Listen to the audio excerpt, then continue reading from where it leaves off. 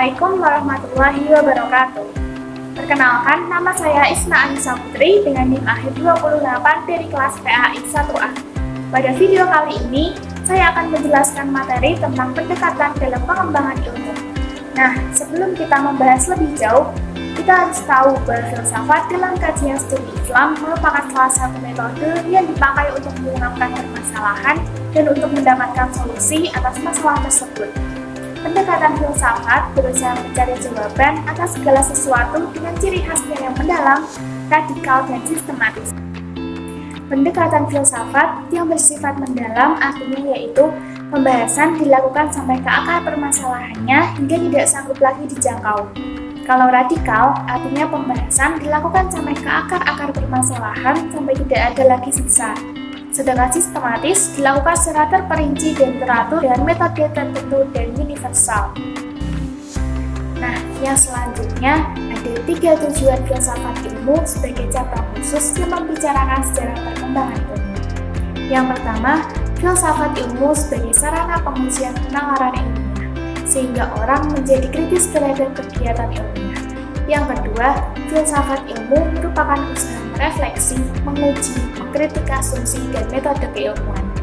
Yang ketiga, filsafat ilmu memberikan pendasaran logis terhadap metode keilmuan, sehingga setiap metode ilmiah yang dikembangkan harus dapat dipertanggungjawabkan secara logis dan rasional agar dapat digunakan secara umum.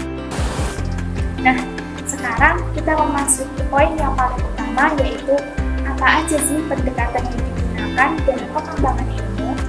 Pendekatan di sini dibagi menjadi 4. Yang pertama pendekatan deduktif, yang kedua pendekatan induktif, yang ketiga pendekatan rasionalisme, dan yang keempat pendekatan empirisme. Kita akan membahas satu persatu. Yang pertama, pendekatan deduktif. Pendekatan deduktif kerap dikontraskan dengan pendekatan induktif. Pendekatan deduktif sendiri merupakan prosedur yang berpangkal pada suatu peristiwa umum yang kebenarannya telah diketahui atau diyakini dan berakhir suatu kesimpulan atau pengetahuan baru yang bersifat lebih khusus. Dari segi bahasa, deduktif atau deduksi berasal dari bahasa Inggris, yaitu deduction yang artinya penarikan kesimpulan dari keadaan umum atau menentukan yang khusus dari yang umum. Pendekatan deduktif juga diartikan sebagai cara berpikir di mana pernyataan yang bersifat umum ditarik suatu kesimpulan yang bersifat khusus. Penarikan kesimpulan dalam pendekatan deduktif biasanya menggunakan pola pikir silogisme, yang secara sederhana digambarkan dalam penyusunan 2 buah pernyataan dan sebuah kesimpulan. Yang kedua, pendekatan induktif. Pendekatan induktif merupakan pendekatan yang digunakan dalam berpikir dengan bertolak dari hal-hal khusus ke hal umum. Nah, metode berpikir induktif ini merupakan cara berpikir yang dilakukan dengan cara menarik suatu kesimpulan yang bersifat umum dari berbagai kasus yang bersifat individual.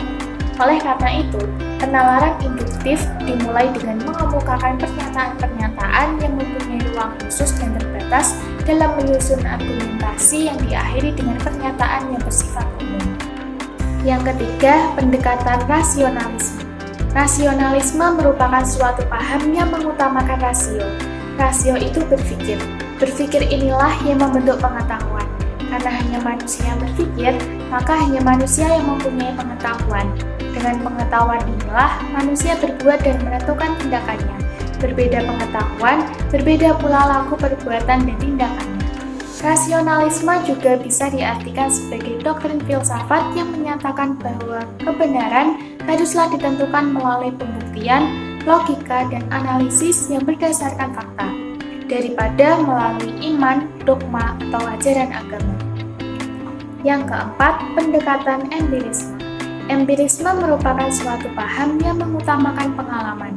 Secara harfiah, istilah empirisme berasal dari bahasa Yunani, yaitu kata empiria yang berarti pengalaman. Pendekatan empiria melihat bahwa pengalaman, baik pengalaman lahiriah maupun batiniah, merupakan sumber utama pengenalan. Empirisme adalah suatu aliran dalam filsafat yang menyatakan bahwa semua pengetahuan berasal dari pengalaman manusia.